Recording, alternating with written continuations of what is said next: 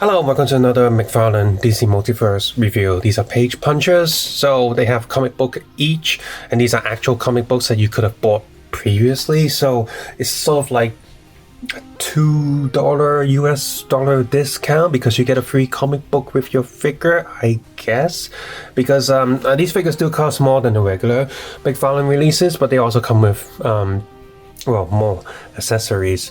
And so we have comic book Shazam, we have the animated series continues, the adventure continues, Red Hood, and we have a Christopher Reeve Superman in a comic book sort of coloring reuse, which is kind of weird because the regular Christopher Reeve is not out yet, at least not in Hong Kong. Like I pre-ordered the regular Christopher Reeve figure previously, but this one's come first, so okay.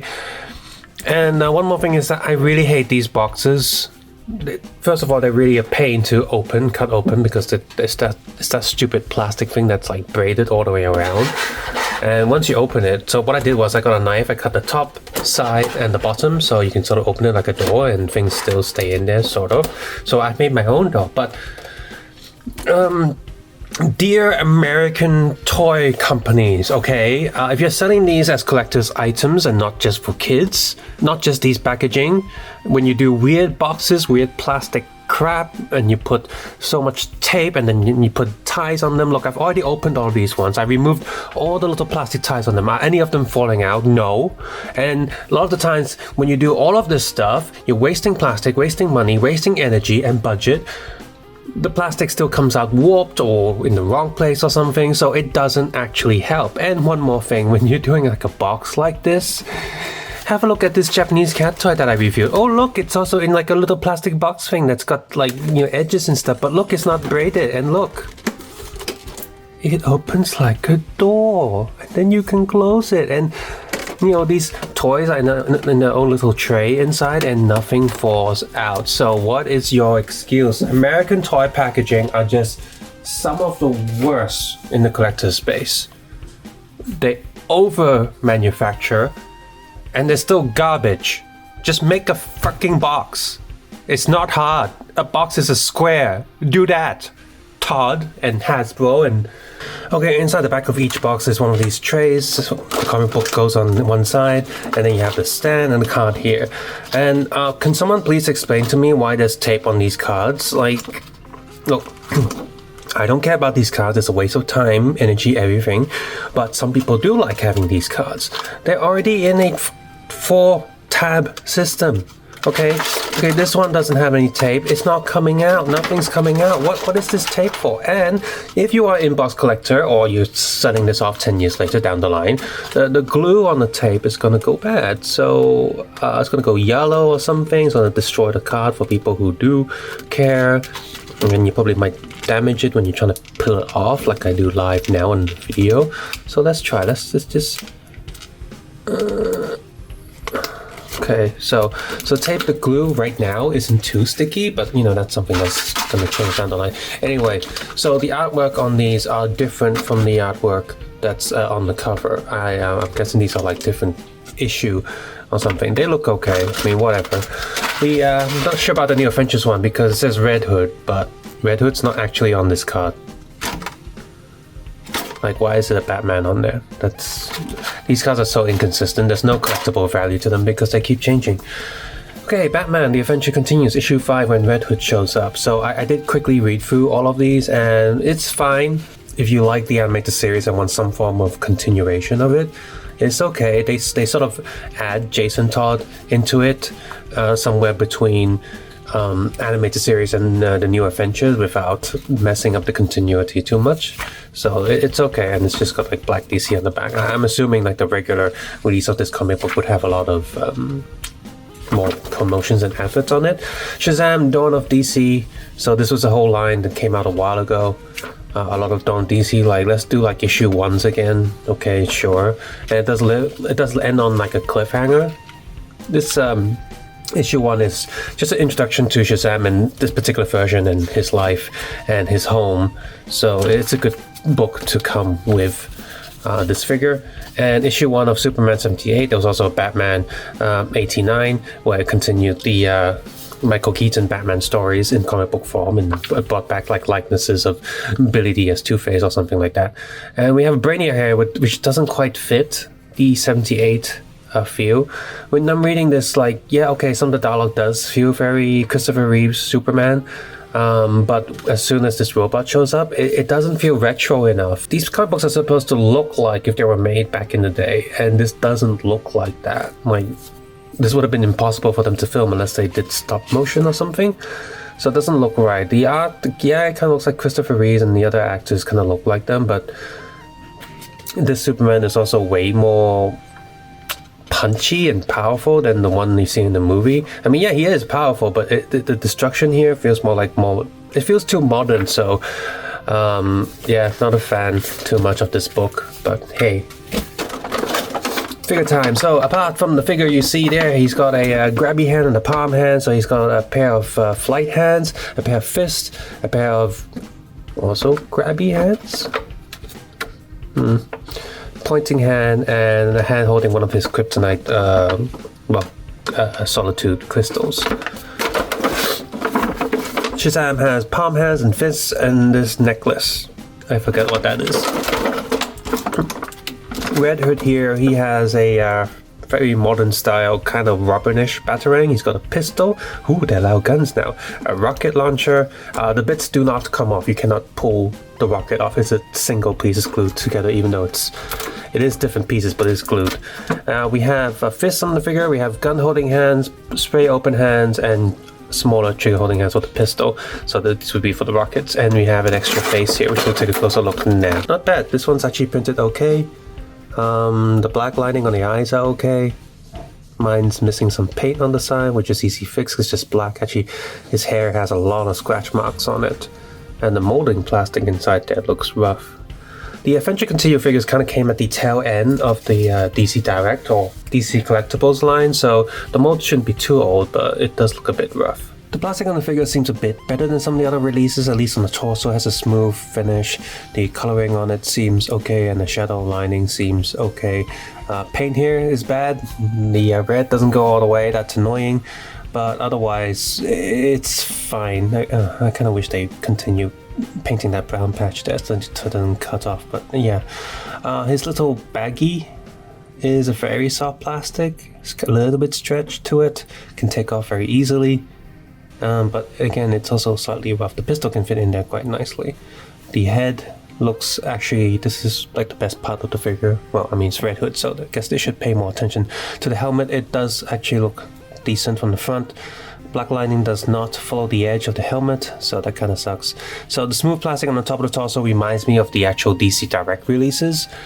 So it kind of feels nice to touch in the hand, but there are some molding roughness to it here and there. I feel like someone who really wants to perfect these would get like a little file or sanding paper and really go around the molding lines. If you move down, however, the legs are more of the McFarlane release plastic. They're shiny. Not a fan of that shininess. I definitely would recommend going over it with a matte or semi-gloss spray just to flatten the plastic a little bit. That's easy enough. That's a single ball joint. I feel like if I remove this joint and then we drill into it and replace it with a double ball joint, you can get a lot more articulation with this guy. He can't look down with the regular head. That sucks. Could definitely sand down the top of this joint a little bit to give him more head movement. He can look at that up and down. Just that. That sucks. Sideways? No. He can rotate. It might as well be a flat joint. Sucks. And the helmet's a little bit better. Slightly. Like this. The joint sucks. Okay. Arm goes up. Fine. Down. Goes all the way around. This is hard plastic, so there's no give on the jacket. A single elbow, rotating joint, peg, and rotating joint there. Rotating joint here. Feet goes up. Soft plastic does get in the way, but knee rotating sideways. There is a bit rotating here as well. Foot goes forward, back, barely. Does it swivel? A little bit, but it's a bit stiff. Okay. Next up we have Shazam. Body is decent. I think this is reused somewhere. It must be somewhat. It looks nice enough. The paint of the lightning bolt actually goes up into the joint, so good. The face is good enough, I guess. I mean, yeah, not really any complaints there. I mean, it looks the part. And of course, we got, but most of the figure outside of the gold on the gauntlets, I mean, the boots are just molded color, the red is molded, this yellow is painted there, so, and because it's far away from the boots, it does look like it matches, but in my eyes, the painted yellow does look a bit different to the plastic. There's more of a neonness to the plastic yellow. Dry brush on the hair, pretty good. You have a wired cape. And the wire is a little bit thick for my liking. It feels kind of stiff, especially for a small cape like this. But, you know, it's still nice that it's there. It's good. We have a hood here, which... See that? You see how far this hood goes? The hood is wired, but it doesn't function as a hood. I guess this one is supposed to be a collar, but it's almost big enough to be a hood. And I know not all versions of him wear a hood, but... Fine. Articulation, head goes up, down, sideways, so decent enough movement. Does this butterfly joint work? Okay, kinda. Up, down, rotating. Double elbow, hand, peg and swivel, standard. Torso goes quite far back, not forward at all. Full rotation here. Leg goes up, down, sideways. Does it rotate? Yes, it does. That's good. Well done. They're learning. See, that rotates a lot. That's good. Double knee joint. Foot goes up, down. Still got clicky joints though. Can we remove the clicky joints, please? I was really happy with Mr. Terrific where the clicky joints were gone in the feet, so you can pose a lot better.